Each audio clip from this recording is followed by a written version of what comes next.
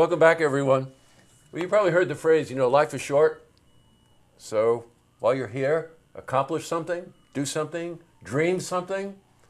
Well, my guest really typifies this. This is Jillian Fecteau. And Jillian has decided to start a organization called Earth's Last Straw. So welcome, Jillian. Thank you. Very nice to have you here. Nice to be here. You said that to me before the interview that, life is short, and if you're thinking about something, you should do it. I absolutely think so. So let's just first tell people what Earth's Last Straw is about. Sure. Earth's Last Straw is really specifically right now targeting the city of Saratoga Springs and trying to reduce single-use plastic straws in the city. We have a population that quadruples in the summer, so I think it's really important to take action and do things that you care about. Now, why straws? Why plastic straws? They're recyclable, right? That's what most people think. Actually, they're not recyclable. Okay. And I thought plastic straws, first and foremost, are just micro enough to work. People don't have to change their daily habits. They don't have to change a lifestyle. They just have to change the product of what their straw is made out of.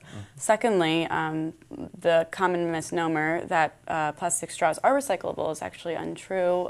They are not recyclable because of how lightweight they are. Oh. So as they go to the recycling facility, they actually fall off of the conveyor belt and are on the way to the landfill where they sit for a very, very long time. I did read a statistic about this. We use 500 million plastic straws a day. Correct. 500 million plastic straws a day. Just in the United States alone. Now Think about the rest of the planet. And if they go to landfill, how long does it take for them to degrade in a landfill? Talking about tens of thousands of years, honestly. That's insane. That's so insane. think about the image of that. We go out to dinner and we have a dinner for an hour. And then we both have plastic straws. There, the energy is used to make the plastic straws. We sit for an hour and use the plastic straws, and then they go to a landfill and sit for tens of thousands of years. Yeah, gotcha. There's something truly wrong about that. You know what? People that are interested in reducing the amount of plastic that we use, and this comes to all kinds of things. I mentioned to Jillian before the interview, watch any of the documentaries about the amount of plastic in the oceans and what that does to marine life and to the marine landscape. You'd be stunned, and this stuff does not disintegrate. No, this stuff is around for a long time. But also it's a petroleum product. It is. Correct? It's a byproduct of petroleum. Right, there you go. So, like I said before, you go and you think that you're making a great choice getting a $9 kale green smoothie, and yet you're drinking that smoothie out of a byproduct of petroleum. Right. So, nothing like the essence of oil. the true American smoothie. way. There you go. Maybe we could do with a fewer smoothies, by the way, too. I agree. That's another topic. What are the alternatives? Good old paper straws. Yeah, like sure. I said, I think I'm too young to remember the days of the paper straws. But paper straws, stainless steel straws, glass straws, those are all really great alternatives to plastic.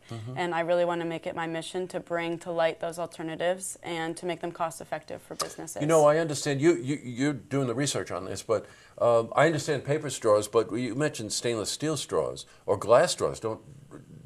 People would say immediately, stainless steel is expensive and glass breaks, It's pretty durable glass, actually, believe it or not. Well, it better be, yeah. I wouldn't give it to a toddler, but for stainless steel, those are durable straws, and you reuse forks and knives in restaurants, so why not a stainless steel straw?